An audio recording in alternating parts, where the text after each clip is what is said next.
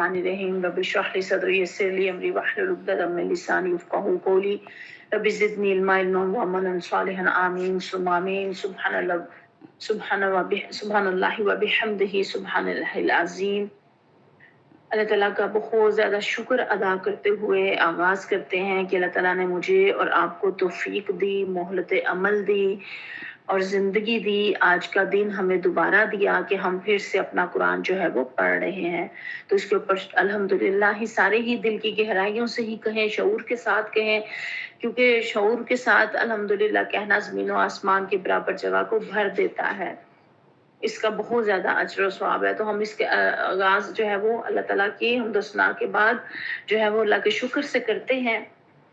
आपके सामने रुकू नंबर 14 और 15 है सूरह आल इमरान का,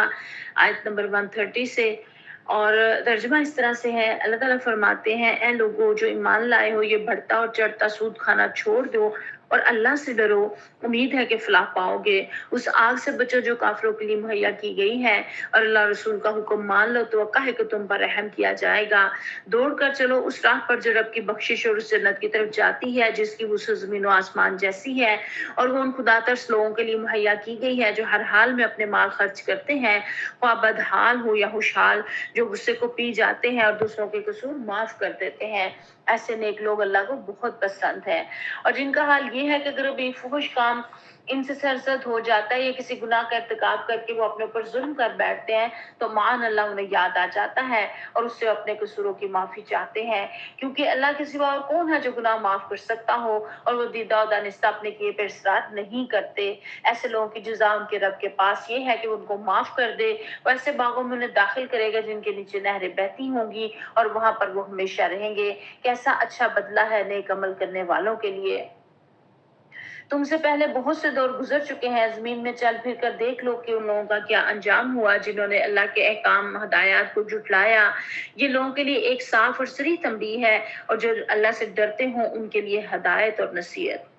दिल शिकस्ता ना हो, गम ना करो, तुम ही गालिब रहोगे अगर तुम मोमिन हो। इस वक्त अगर तुम्हें चोट लगी है तो इससे पहले ऐसी ही चोट तुम्हारे मुखालिफ फरीक को भी लग चुकी है। ये तो ज़माना के नशिब फराज हैं जिन्हें हम लोगों के दरमियान गर्दिश देते रहते हैं। तुम पर ये वक्त इसलिए लाया गया कि अल्लाह देखना चाहता था कि तुम में सच्चे मोमिन कौन है, और उन लोगों को झूठ छांट लेना चाहता था जो वाकई रास्ते के गवाह हों, क्योंकि जालिम लोग अल्लाह को पसंद नहीं है। और वो इस आजमाइश के जरिए से मोमिनों को अलग छांट कर काफिरों की सरकोबी कर देना चाहता था। क्या तुमने ये समझ रखा है कि यूं ही जन्नत में चले जाओगे? हालांकि अभी अल्लाह ने ये तो देखा ही नहीं कि तुम में वो कौन लोग हैं जो उसकी राह में जाने लड़ाने वाले हैं और उसकी खातिर सब्र करने वाले हैं। तुम तो मौत की तमन्नाएं कर रहे थे, मगर ये उस वक्त की बात थी जब मौत सामने ना आई थी। लो अब वो तुम्हारे सामने आ गई और तुमने उसको आंखों से देख लिया। मोहम्मद सल्लल्लाहु अलैहि वसल्लम इसके सिवा कुछ नहीं है कि वो बस एक रसूल है। उनसे पहले और रसूल भी गुजर चुके हैं। फिर क्या अगर वो मर जाएं या कत्ल कर दिए जाए तो तुम लोग उल्टे फिर जाओगे? याद रखो, जो उल्टा फिरेगा वो अल्लाह का कुछ नुकसान ना करेगा। अलबत्ता जो अल्लाह के शुक्रगुजार बंदे बन के रहेंगे उन्हें वो इसकी जजा देगा। कोई ज़ीरू अल्लाह के इज़्न के बगैर नहीं मर सकता। मौत का वक्त तो लिखा हुआ है। जो शख्स स्वाब दुनिया के इरादे से काम करेगा उसको हम दुनिया ही में से देंगे, और जो स्वाब आखिरत के इरादे से काम करेगा वो आखिरत का स्वाब पाएगा, और शुक्र करने वालों को हम उनकी जज़ा जरूर अता करेंगे। इससे पहले कितने ही नबी ऐसे गुजर चुके हैं जिनके साथ मिलकर बहुत से खुदा परस्तों ने जंग की। अल्लाह की राह में जो मुसीबतें उन पर पड़ी इनसे वो दिल शिकस्ता नहीं हुए, उन्होंने कमजोरी नहीं दिखाई, वो बातिल के आगे सरनगू नहीं हुए। ऐसे ही साबरों को अल्लाह पसंद करता है। उनकी दुआ बस ये थी कि हमारे रब हमारी गलतियों और कोताहियों से दरगुजर फरमा, हमारे काम में तेरे हदूद से जो कुछ तजावुज़ हो गया उसे माफ कर दे, हमारे कदम जमा दे और काफिरों के मुकाबले में हमारी मदद कर। आखिरकार अल्लाह ने उनको दुनिया का स्वाब भी दिया और इससे बेहतर स्वाब आखिरत भी अता किया। अल्लाह को ऐसे ही नेक अमल लोग पसंद हैं। आप जानते हैं कि सूरह आल इमरान हमने शुरू की हुई है, और यहाँ पे अब जो पिछली क्लास में रुकू शुरू हुए थे, यहाँ पे जो है ग़ज़वा उहद का तज़किरा आ रहा है। उसके ऊपर जो अल्लाह ताला ने क्या उसे कहेंगे कि अल्लाह ताला ने जो उसके ऊपर तबसरा किया और जो उसके बारे में बताया, जो मुसलमानों में कमज़ोरियाँ थी उसकी तरफ निशानदही की, और जो बेहतर चीज़ें थी उसकी तरफ भी निशानदही हुई। तो ये इसके अंदर सारा इसके ऊपर जो है वो तज़किरा है। हम देखते हैं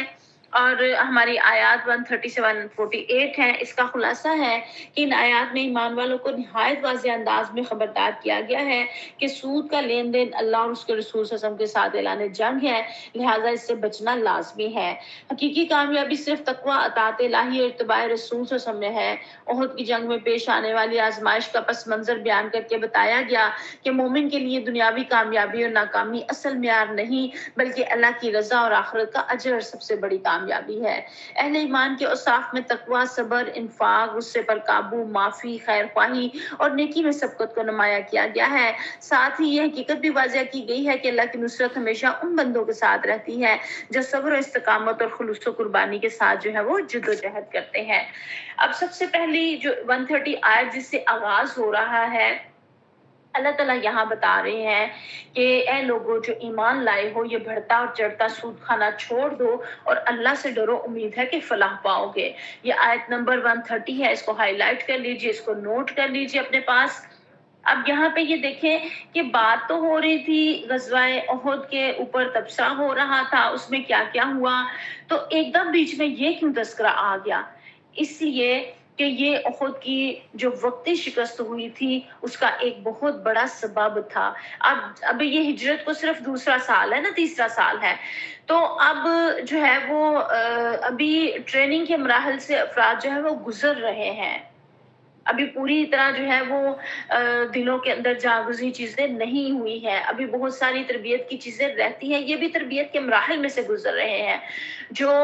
مکہ سے ہجرت کر کے مہاجرین آئے تھے وہ تو 13 سال اس میں سے ایک پریکٹس میں سے گزر کے آئے تھے، اور جو لوگ ابھی نئے مسلمان ہوئے تھے ابھی ان کے لیے بہت ساری ہدایات جو ہے وہ باقی تھی، احکامات بھی سارے جو ہے وہ مدینہ کی زندگی میں آئے. تو ابھی دل کے اندر جو ہے وہ مال کا کچھ تھا کہ جس کی وجہ سے مغلوب ہوئے. پچھلی دفعہ میں نے بتایا نا کہ وہ جو درے کے اوپر پیارے نبی کریم صلی اللہ علیہ وسلم نے کچھ صحابہ کو جو ہے متعین کیا تھا، 50 صحابہ کو، حضرت جبیر رضی اللہ تعالیٰ عنہ کو ان کا کمانڈر بنایا تھا، اور کہا تھا کہ دیکھو اگر تم دیکھو کہ پرندے ہمارا گوشت نوچ رہے ہیں تو بھی اپنی جگہ نہ چھوڑنا. اتنی سخت ہدایات دی تھی. لیکن جب وقتی طور پہ فتح ہوئی اور لوگ مال غنیمت سمیٹنے لگے تو انہیں لگا کہ فتح ہو گئی ہے تو وہ بھی مال جو ہے وہ سمیٹنا شروع ہو گئے. تو یہاں پہ اللہ تعالیٰ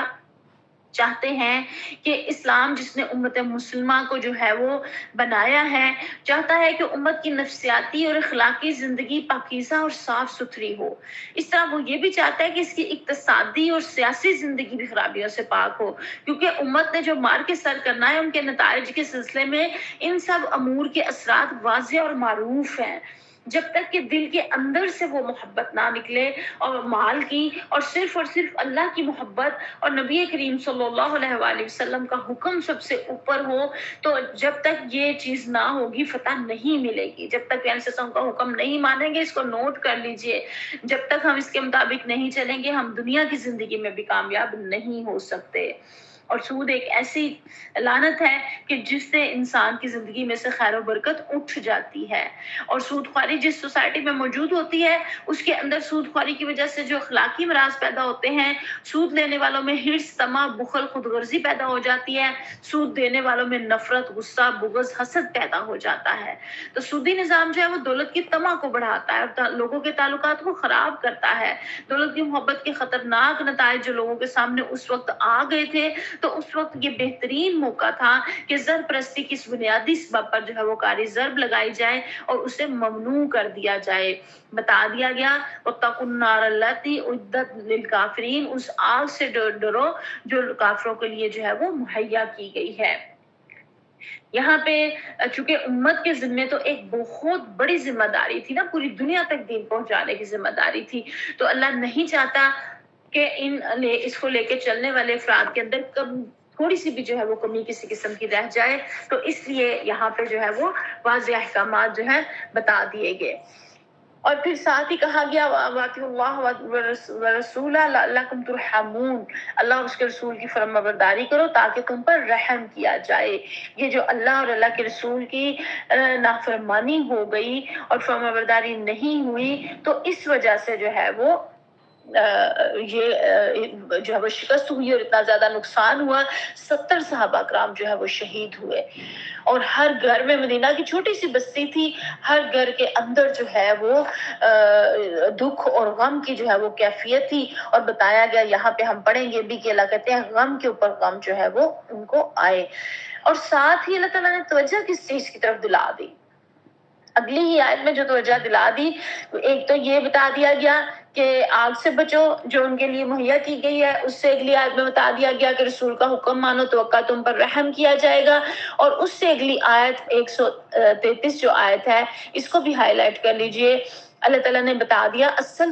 تمہاری منزل کیا ہونی چاہیے، نیت، ارادہ، گول کیا ہونا چاہیے، کوشش کس کے لیے کرنی چاہیے، وَسَارِعُوا إِلَىٰ مَغْفِرَةٍ مِّن رَّبِّكُمْ وَجَنَّةٍ أَرْضُهَا السَّمَاوَاتُ وَالْأَرْضُ اعدت للمتقین، دوڑ کر چلو اس راہ پر جو تمہارے رب کی بخشش اور اس جنت کی طرف جاتی ہے جس کی وسعت زمین اور آسمانوں جیسی ہے، اور وہ ان خدا ترس لوگوں کے لیے مہیا کی گئی ہے جو ہر حال میں اپنا مال خرچ کرتے ہیں۔ اسلام جو ہے جو اقتصادی نظام دیتا ہے، اس میں وہ مال کو نہ دل میں جمع کرنے دیتا ہے نہ جیب میں جمع کرنے دیتا ہے، وہ کہتا ہے اس کو خرچ کیا جائے۔ زکوٰۃ کا جو نظام ہے، اسلام کا جو اقتصادی نظام ہے، مالی نظام ہے، وہ ایسا ہے کہ دولت کو گردش دیتا ہے، ایک جگہ روک کے نہیں رکھتا۔ جہاں یہ محبت دل میں بڑھ جاتی ہے وہیں خرابیاں جو ہے وہ پیدا ہو جاتی ہیں۔ تو بتایا گیا کہ یہ چھوٹی چھوٹی چیزیں ان کے پیچھے نہ چلو، بلکہ وہ گول، وہ مقصد زندگی سامنے رکھو جس کی وسعت ہی اتنی زیادہ ہے کہ زمین و آسمانوں جیسی، اتنی زیادہ جو ہے وہ بخشش اور رحمت اور وہ جنت رب کی جس کا جو گول ہے۔ ہینڈ ریز کر کے بتائیں کس کس کا مقصد، گول جنت ہے، کون کون جنت چاہتا ہے؟ اس کے لیے کیا ہے کہ دوڑنا ہے سرعت کے ساتھ، تیزی کے ساتھ، ڈھیلے ڈالے نہیں کہ ٹائم ملا تو ٹھیک ہے پڑھ لیا قرآن کو، نہ ٹائم ملا تو نہ مل پڑا، دل کیا تو علم حاصل کر لیا، کلاس میں آ گئے، نہ کیا تو نہ آئے، اس طرح سے نہیں، ڈھیلے ڈالے نہیں۔ آپ دیکھیں جہاں پہ ہمیں زیادہ مال مل رہا ہوتا ہے یا ہمارے فائدے کی کوئی چیز مل رہی ہوتی ہے، جیسے سیل ہی ہے کسی برانڈ کی لگی ہوئی، تو کیسے ہم بھاگے دوڑے جاتے ہیں، تو جو ہے اسی طرح سے ہمیں یہ اس روٹ سیل کی طرف دوڑنا ہے۔ اللہ تعالیٰ کہتے ہیں وَسَارِعُوا إِلَىٰ مَغْفِرَةٍ مِّن رَّبِّكُمْ، سرعت کے ساتھ، تیزی کے ساتھ دوڑ کر چلو، جلدی کے ساتھ، ڈھیلے ڈالے نہیں۔ اور جتنی بڑی زیادہ انسان کی منزل ہوتی ہے، اس کا گول ہوتا ہے، اس کا مقصد ہوتا ہے، اتنا زیادہ وہ تیزی سے اس کی طرف جو ہے وہ چلتا ہے۔ اللہ کرے میرے دل میں بھی، ہم سب کے دلوں میں بھی اتنی ہی زیادہ محبت اللہ اور اللہ کے رسول کی اور جنت کے حصول کی اللہ کے پڑ جائے، آ جائے، کہ ہم جو ہے وہ اس کی طرف تیزی سے لپکنے والے بن جائیں، تیزی سے چلنے والے۔ اور پھر تیزی کے ساتھ چلنا ہے تو کرنا کیا ہے؟ ہر حال میں مال خرچ کرنے کا کہا گیا، صرف تنگی میں یا سہولت میں یا کسی آسانی کے موقع کے اوپر نہیں کہا گیا،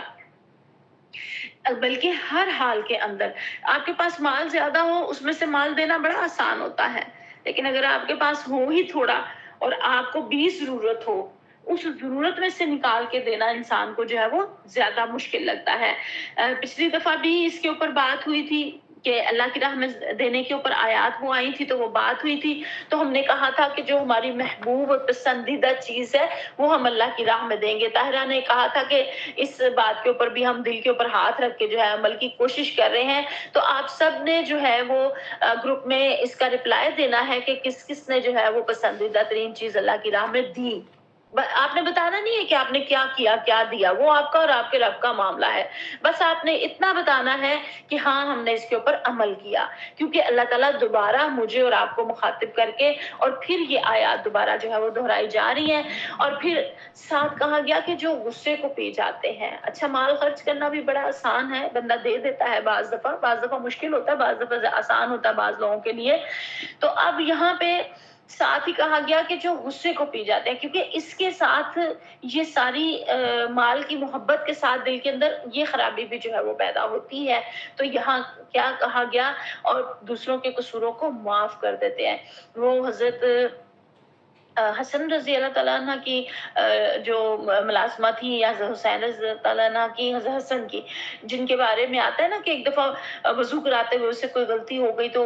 उसने जल्दी से देखा कि मालिक को गुस्सा ना आ जाए, तो उसने ये आयत जो है वो पढ़ी, और उन्होंने फिर जो है वो उनको माफ़ भी कर दिया, और फिर जब गुस्से को पी भी गए और माफ़ भी कर दिया, और जब उन्होंने कहा कि वो दूसरों के कसूरों को माफ़ कर देते हैं, तो जब ये वाली आयत पढ़ी, वल वल आफीना अनन नासी, तो उन्होंने उसको फिर आजाद कर दिया कि जो आज से तुम जो है वो आजाद हो। अल्लाह के नेक बंदों का जो है वो सहाबा कराम का तर्ज अमल ये था कि आयत सामने आती थी तो फौरी फौरी उसके आगे झुक जाते थे और फौरी फौरी अमल करने लग जाते थे। तो अल्लाह करे कि मैं और आप भी फौरी फौरी इसके ऊपर, इन सारी आयत के ऊपर अमल करने वाले बन जाए, और अल्लाह इसको कबूल मंजूर भी फरमा ले। और फिर दूसरों के कसूरों को भी जो है वो माफ कर देना। अच्छा, गुस्सा पी जाने का यहाँ ये नहीं है कि आप गुस्सा पी के चुप हो जाएं, खामोश हो जाएं और गुस्सा आपके अंदर अंदर खोलता रहे, अंदर से आप सड़ते रहें, कुड़ते रहें, खोलते रहें। ये नहीं है गुस्सा पीने का हुक्म। गुस्सा जो है एक ऐसी कैफियत है, एक ऐसा इमोशन है कि जिसमें इंसान के अंदर बहुत ज्यादा पावर आ जाती है। दो इमोशन जो है वो बहुत ज्यादा पावरफुल है, बहुत ज्यादा। उसमें एक मोहब्बत का है और एक उसमें गुस्से का है, और ये बहुत ज्यादा बना भी देते हैं और ये बहुत ज्यादा बिगाड़ भी देते हैं। इसको पॉजिटिव निकाल दिया जाए तो ये बन जाता है, और नेगेटिव की तरफ ले जाए तो बिगड़ जाता है सब कुछ। तो यहाँ जो लफ्ज इस्तेमाल हुआ है ना कि इसको जो है वो कासिमीन जो है वो उस क्या कहते हैं कि उस जो पहले पानी के लिए इस्तेमाल होती थी मश्क, वो उस मश्क के लिए, जैसे जिसमें पानी होता है ना, उसका उसको बंद किया हो और वहां से हल्का हल्का पानी जो है वो बह रहा हो। और कारेज को भी कहते हैं कि जो एक नाली से दूसरी नाली में, एक बड़े नाले में से छोटी छोटी नालियां निकाल के उसमें पानी जो है वो चला जाता है। तो इसका मतलब है कि फौरी तौर पे आप अपना ध्यान पलटा लें और कुछ ऐसे काम कर लें कि जो वो आपको गुस्सा आया हुआ है, वो आपके अंदर ताकत और कुव्वत और पावर आई हुई है, उसको किसी पॉजिटिव काम में जो है वो निकाल दें, किसी ऐसे अच्छे काम के अंदर कि जो जैसे आप हदीस के अंदर आता है कि अगर आप खड़े हैं तो बैठ जाए, बैठे हैं तो लेट जाए, वजू कर ले, पानी पी ले। इसके अलावा वॉक की जा सकती है, एक्सरसाइज की जा सकती है, उस जगह से हट जाए। बहुत सारे इसके जो है वो तरीके हैं, लेकिन इसका उन तरीकों के ऊपर अमल करना है, इस तरह से उसको मैनेज करना है गुस्से को, उसको पी के अंदर रख के तो सड़ते कुड़ते रहना नहीं है, और अपनी जो है वो तबीयत को वो खराब करना नहीं है। और जब माल खर्च करने की बात है, वो वाला वाकया भी जो ग़ज़वा तबूक में जो आपने पढ़ा कि एक सहाबी जिनके पास देने को कुछ नहीं था, तो वो उनका दिल लेकिन बहुत ज्यादा कर रहा था कि मैं अल्लाह की राह में दूं, तो उन्होंने क्या किया, एक यहूदी के बाग को पानी लगाया सारी रात, और चंद खजूरें मिली और घर में भी भूख थी, तो चंद खजूरें घर में दी और बाकी लेके आ गए। और जब मस्जिद नबवी में आए तो आगे तो सामान का ढेर लगा हुआ था, तो वो झिझक गया अपनी खजूरें दे के। तो प्यारे सल्लल्लाहु ने क्या फरमाया, आसा ने फरमाया कि इन खजूरों को इस ढेर के ऊपर डाल दें, ये इस सारे ढेर से वजनी है। यानी कि वो नीयत, वो इखलास, वो तड़प, उसकी वजह से वो सारे ढेर के ऊपर जो है वो अफजल हो गई। आप सल्लल्लाहु ने फरमाया सबसे अफजल सदका उस शख्स का है जो खुद एक तंदुरुस्त आदमी है, घर में भूख नाचती है लेकिन फिर भी अपने अजीज की जरूरत पूरी करता है, और जो उसका दुश्मन भी है उसका नाम भी लेना पसंद नहीं करता। अब आप देखें, हम जहाँ हमारी मोहब्बतें होती हैं वहां पे तो हम हेल्प कर देते हैं, लेकिन जहाँ हमारी मोहब्बत नहीं होती, हमारे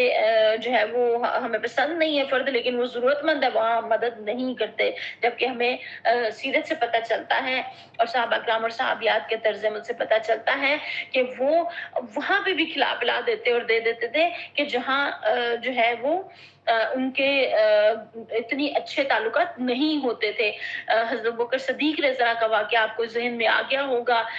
वो मैं नहीं दोहराती। उस वाक़े को आप जो है वो इसी वक़्त फ़ौरी जो है वो साथ-साथ लिख दीजिए ताकि सबको पता चल जाए, आपने पढ़ा हुआ है वो क्या वाक़या था कि उसके बावजूद माफ़ भी किया और हुस्न सलूक भी किया और माल भी दिया।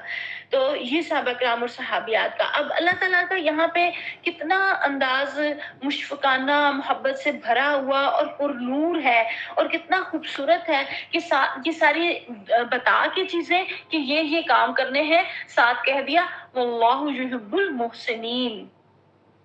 کہ وہ احسان کرنے والوں کو پسند کرتا ہے۔ یعنی کہ یہ نہیں ہے کہ کوئی آپ کے ساتھ جو ہے وہ اچھا سلوک کرے گا تو آپ نے اس کے ساتھ اچھا کرنا ہے۔ احسان یہی ہے نا کہ کسی کو اس کے حق سے زیادہ دے دیا جائے، تو کوئی اچھا نہیں بھی کر رہا تو اس کے ساتھ بہتر جو سلوک آپ کر رہے ہیں یہ احسان کہلاتا ہے۔ اور اللہ تعالیٰ محسنین کو پسند کرتا ہے۔ اس کو نوٹ کر لیجئے، اس کو ہائی لائٹ کر لیجئے اپنے پاس کہ اللہ تعالیٰ جو ہے وہ کس کو پسند فرماتا ہے اور کس کو پسند نہیں کرتا۔ اب استغفار جو ہے وہ یہ مال کو خرچ بھی کرنا اور اللہ تعالیٰ کی راہ میں جو ہے وہ غصے کو پی بھی جانا اور دوسرے کو قصوروں کو جو ہے وہ معاف بھی کر دینا، یہ سارے عمل وہ ہیں جو آپ کی سوچ کو اور آپ کے طریقے کو جو ہے وہ پازیٹیو بنا دیتے ہیں۔ اور حقیقت کیا ہے کہ حرص، بخل اور اس کے اوپر فتح ہی ان چیزوں کے ساتھ ملتی ہے جب یہ ساری جو ہے وہ عمل کے اندر آ جاتی ہے۔ پھر آگے اللہ تعالیٰ فرما رہے ہیں کہ جن کا حال یہ ہے کہ اگر کوئی فحش کام ان سے سرزد ہو جاتا ہے یا گناہ کا ارتکاب کر کے اپنے پر ظلم کر بیٹھتے ہیں تو مان اللہ انہیں یاد آ جاتا ہے اور اپنے قصوروں کی معافی چاہتے ہیں۔ یعنی کہ اگر غلطی ہو جاتی ہے، گناہ ہو جاتا ہے تو برائی کا راستہ مزید اختیار نہیں کرتے، غلطی سے ہو جاتا ہے تو وہ پھر فوری جو ہے وہ توبہ بھی کر لیتے ہیں اپنے رب کے حضور اور اپنے گناہ کے اوپر وہ دیدہ اور دانستہ اصرار نہیں کرتے۔ تو ان کے لیے پھر یہ اللہ تعالیٰ نے کہا ایسی جنتیں ہیں کہ جن میں جو ہے وہ ہمیشہ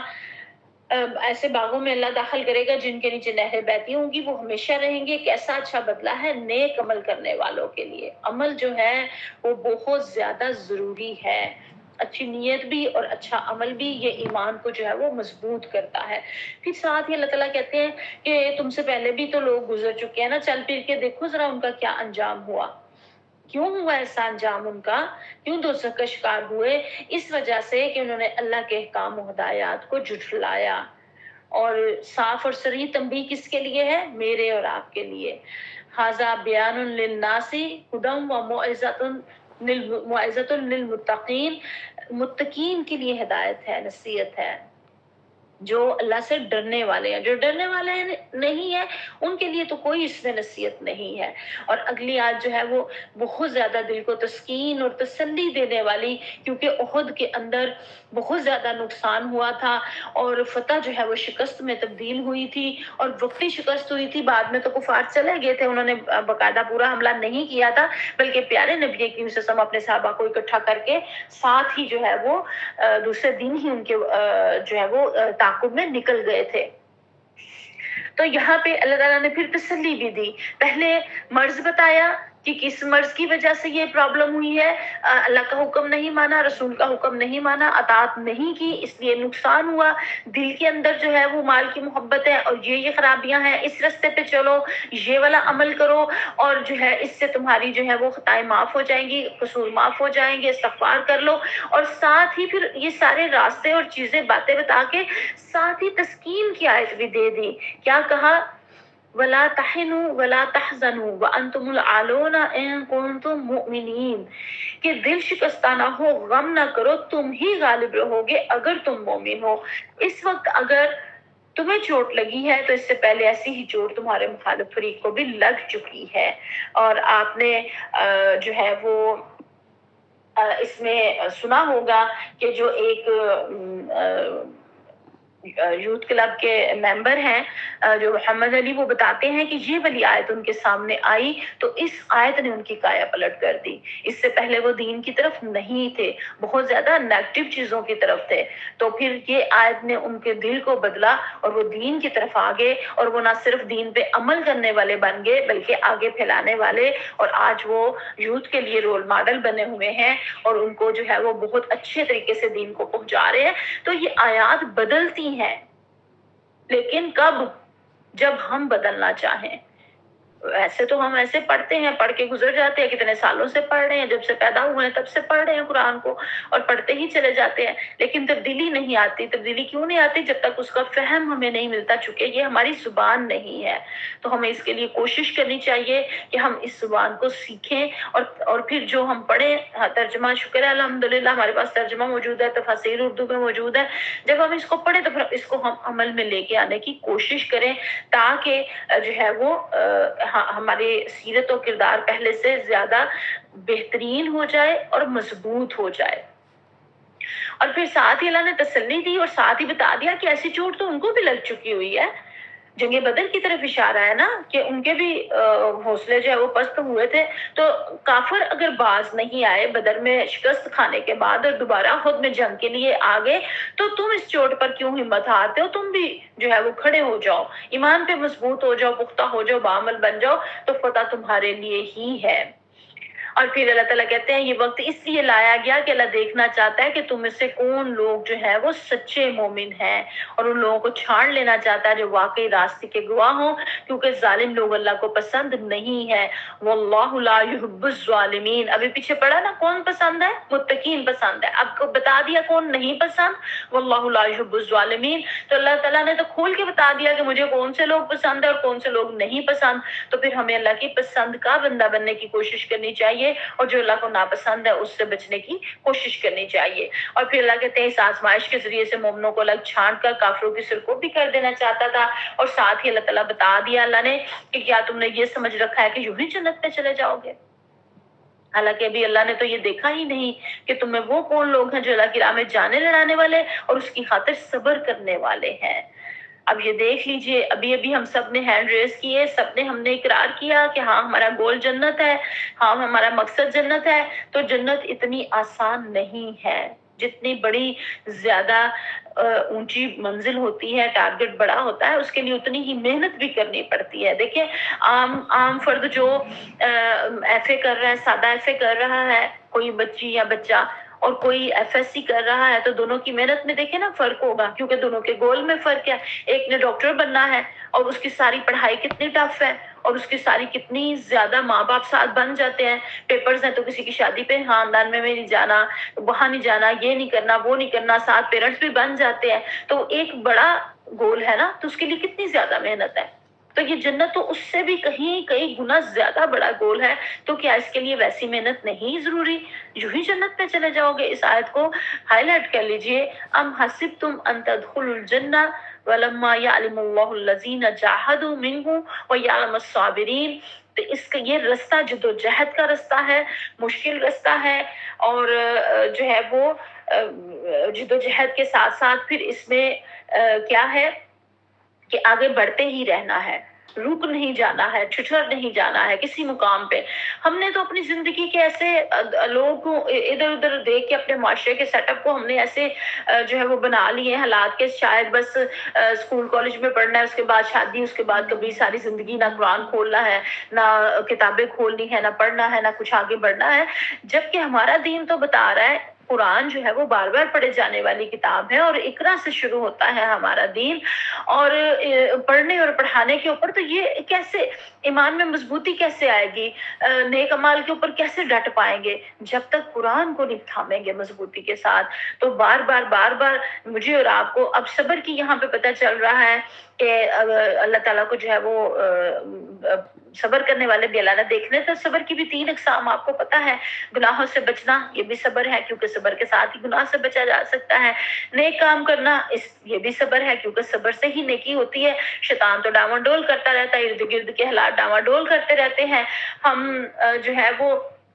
چادر لیتے ہیں، عبایا لیتے ہیں، تو ارد گرد دیکھتے ہیں کہ لڑکیوں نے جو ہے وہ دوپٹے لیے ہوئے ہیں، اور بعض نے تو دوپٹے بھی نہیں لیے ہوئے، تو ہم کہتے ہیں کہ میں کیوں لوں، اور میں تو پھر بیکورڈ نہ لگوں، میں پھر ایسے نہ لگوں، تو ہم جو ہے وہ اتار کے ان جیسا بننے کی کوشش کرتے ہیں۔ تو یہاں پہ بھی صبر کرنا پڑتا ہے،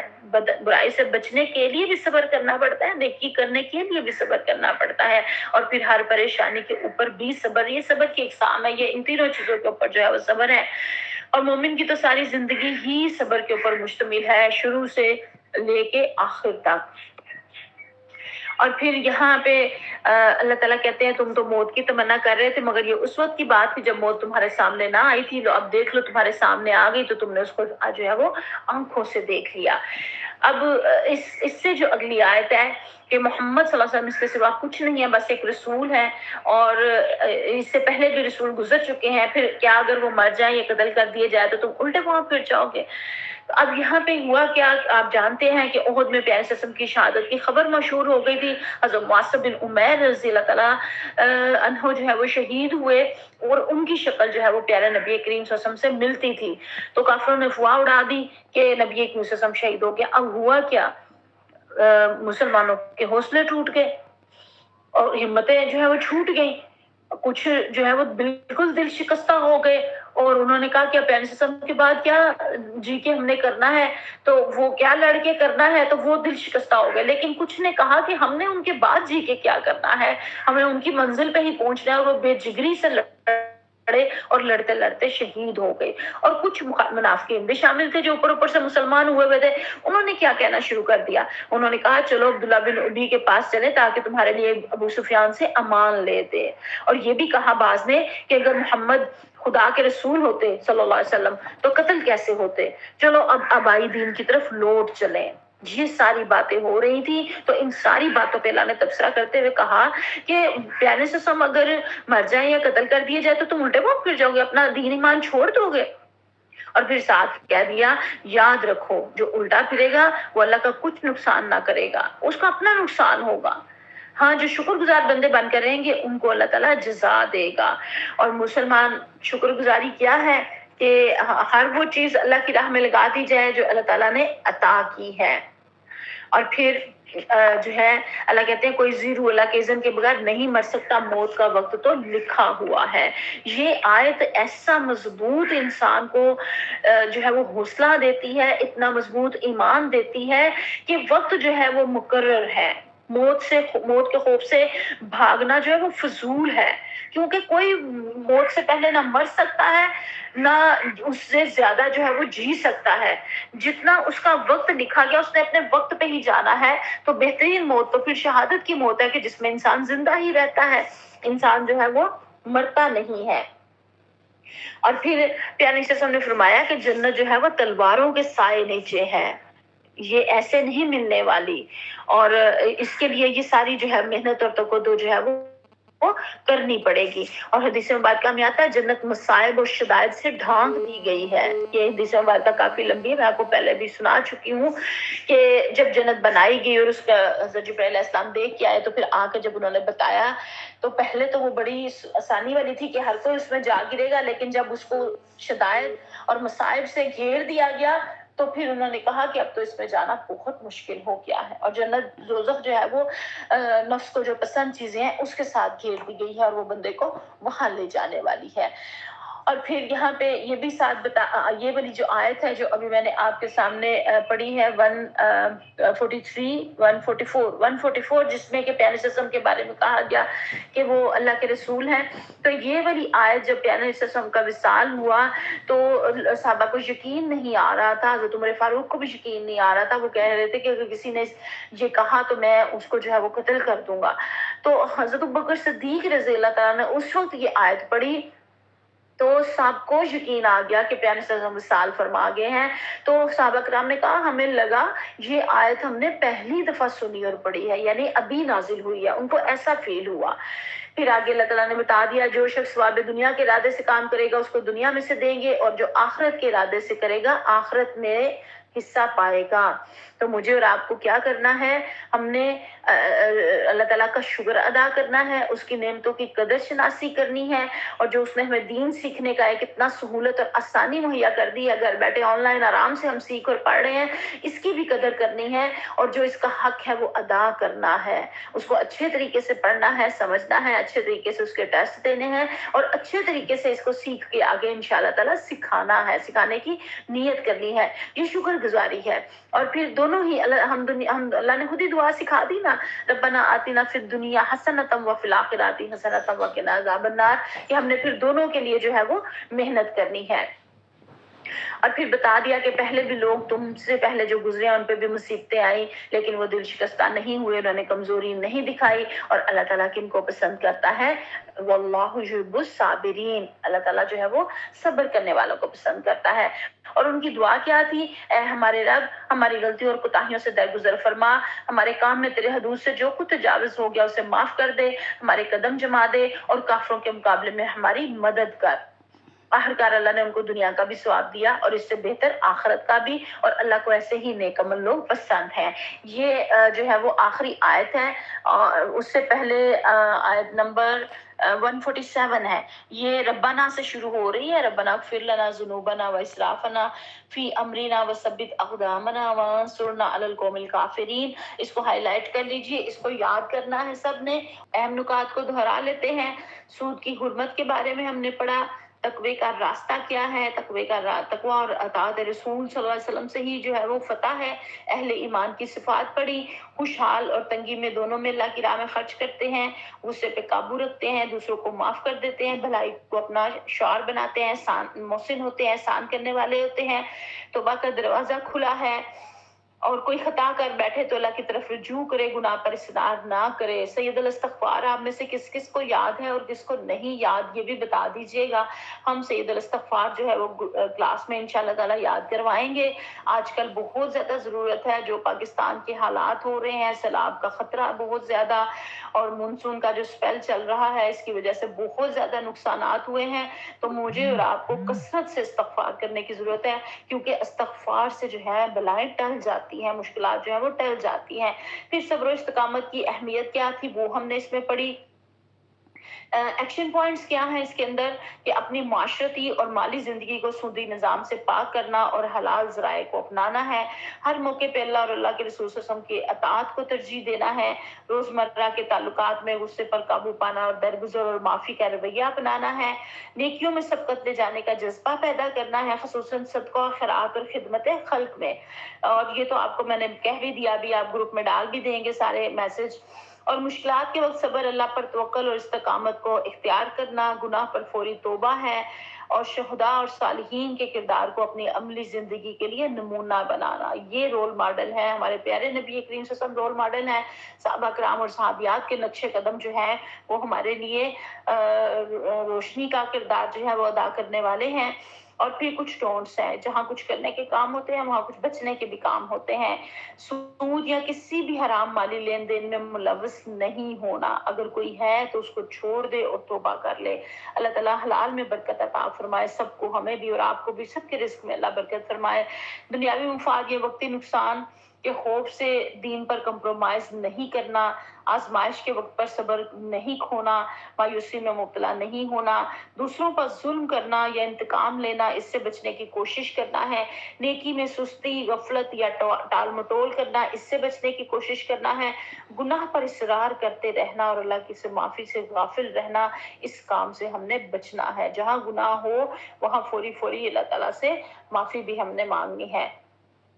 اور کچھ جو ہے ریفلیکٹیو کوسچنز ہیں کہ سود کو اللہ اور اس کے رسول صلی اللہ علیہ وسلم کے خلاف جنگ کیوں ان کے خلاف کہا گیا، ہم اس سے کیسے بچ سکتے ہیں، اس کے اوپر غور و فکر کرنا ہے۔ احد کے واقعات سے ہمیں صبر اور اطاعت کا کیا سبق ملتا ہے، یہ ضرور نوٹ کرنا ہے اور جو ہے وہ لکھنا ہے گروپ میں۔ اور غصے پر قابو اور معافی کی عادت ہماری زندگی کیسے بدل سکتی ہے، آج ہماری مسابقت دین میں ہے یا دنیا میں، یہ ضرور ہی دیکھنے کی ضرورت ہے، یہ دل کو چیک کرنے کی ضرورت ہے۔ اس سے ہی پتہ چل جائے گا کہ جنت کو جو گول بنایا ہے اس کی طرف قدم اٹھ رہے ہیں یا قدم کہیں اور لگ رہے ہیں، جان اور مال اور صلاحیتیں کہیں اور لگ رہی ہیں یا جنت کے حصول کے لیے لگ رہی ہیں، اور اللہ کی نصرت حاصل کرنے کے لیے کن صفات کی ضرورت ہے۔ احد میں مومن اور منافق کے رویوں سے ہم نے کیا سیکھا، اور صبر و استقامت روزمرہ کے مسائل میں کیسے کام آتے ہیں، یہ ہمارے جو ہیں وہ غور و فکر کے سوالات تھے۔ اللہ تعالیٰ مجھے اور آپ کو بہت زیادہ عمل کی توفیق عطا فرمائے۔ وآخر دعوانا الحمدللہ رب العالمین۔